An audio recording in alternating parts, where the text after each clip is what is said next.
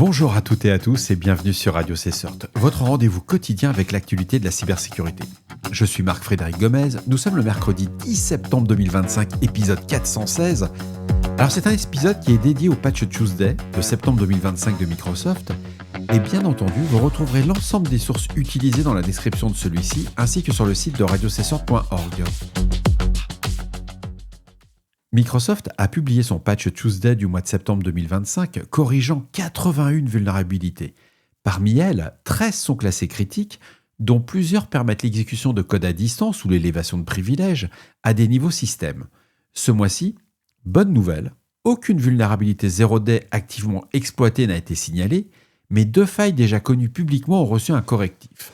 La première série de vulnérabilités concerne l'exécution de code à distance.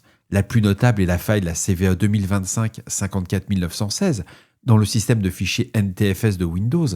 Elle résulte d'un débordement de mémoire et peut être déclenchée si l'utilisateur exécute un fichier spécialement conçu. Dans ce scénario, l'attaquant obtient la possibilité d'exécuter du code arbitraire sur le système cible. Microsoft considère son exploitation comme plus que probable, d'autant que la dernière vulnérabilité NTFS patchée en mars 2025 était déjà exploitée en tant que 0-day. Une autre faille critique, la CVE 2025-54910, touche la suite Microsoft Office. Elle repose sur un débordement mémoire de type HEP, et permet, alors HEP c'est H-E-A-P, et permet à un document piégé d'exécuter du code arbitraire dès son ouverture. Les versions concernées sont Microsoft 365 Apps, Office 2016, Office 2019, LTSC 2021 et 2024.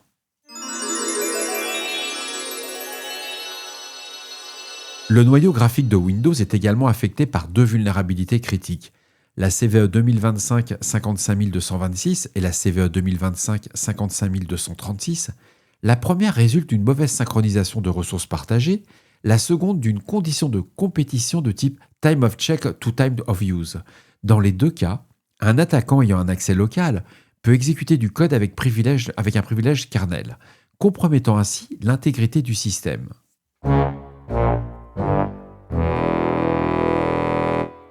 Du côté du protocole SMB version 3, la vulnérabilité CVE 2025-54101 expose les clients et serveurs à un scénario de type Use After Free. Combiné à une condition de course, son exploitation est complexe car elle nécessite de remporter cette condition temporelle, mais un attaquant authentifié sur le réseau pourrait en cas de succès exécuter du code à distance. Et enfin, Hyper-V est concerné par la vulnérabilité connue sous la CVE 2025-55224. Elle pourrait permettre à un attaquant d'exécuter du code dans une machine virtuelle invitée afin d'obtenir une exécution de code sur l'hôte Hyper-V lui-même, ouvrant ainsi à la voie à des scénarios d'évasion de la VM.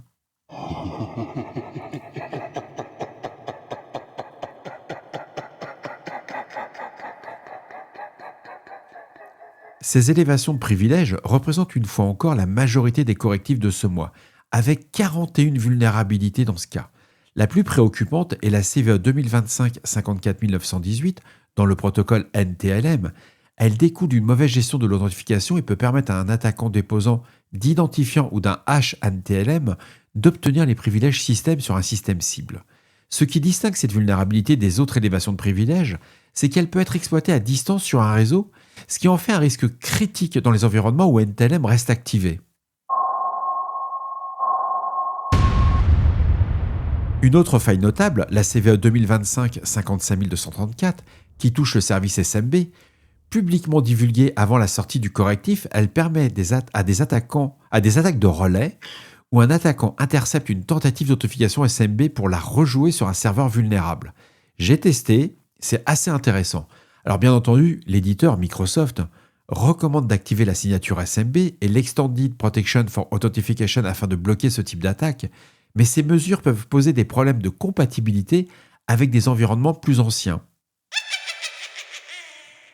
On note également plusieurs vulnérabilités d'élévation de privilèges dans Hyper-V, dans le pilote TCP/IP ainsi que dans le noyau Windows. D'autres concernent BitLocker, LSAS, le service Bluetooth ou encore le service Connected Device Platform. Aucune exploitation active n'a été signalée à ce jour, mais Microsoft considère plusieurs de ces failles comme susceptibles d'être exploitées prochainement. Je vous recommande fortement quand même de patcher. Au-delà de Microsoft, d'autres éditeurs ont publié leurs propres correctifs. Mais je vais revenir quand même sur 2 vulnérabilités 0-day connues publiquement qui ont reçu un correctif. Ça serait dommage, on peut en parler. La première, c'est la CVE 2025 55234. Décrite plutôt dans les services SMB, la seconde est la CVE 2024 21907, une faille dans la bibliothèque Newton Soft.json intégrée à SQL Server. Elle peut provoquer une exception de Stack Overflow lors de la désérialisation des données JSON malveillantes, entraîner un déni de service, et bien qu'il ne s'agisse pas d'une exécution de code, cette vulnérabilité pouvait être exploitée pour interrompre des services critiques et faire planter votre serveur SQL. Au-delà de Microsoft, d'autres éditeurs ont publié leurs propres correctifs en septembre. Google a corrigé 84 vulnérabilités dans Android, dont 2 0-day activement exploitées, l'une dans le kernel, l'autre dans l'Android Runtime. Apple a publié sa 7e mise à jour concernant des 0-day de l'année, corrigeant la CVE 2025 43300 dans iOS, iPadOS et macOS, vulnérabilité exploitée en chaîne avec une faille dans WhatsApp aussi pour diffuser un spyware. Adobe a corrigé une vulnérabilité critique dans Magento, on en a parlé hier sur l'épisode de Radio Cessert, qu'on appelle Session Reaper. Cisco a publié des correctifs pour WebEx et ASA. SAP a corrigé une faille d'exécution de commandes de sévérité maximale dans NetViewer. Et enfin, Sitecore et TP-Link ont également communiqué sur des vulnérabilités 0-day, la première déjà exploitée dans la nature, la seconde encore en cours d'analyse. Alors si vous souhaitez des informations complémentaires, je vous ai mis toutes les sources en description de l'épisode et vous pouvez aussi consulter mon article sur le Patch Tuesday qui est disponible sur mon blog à blog.marcfrédéricgomez.fr.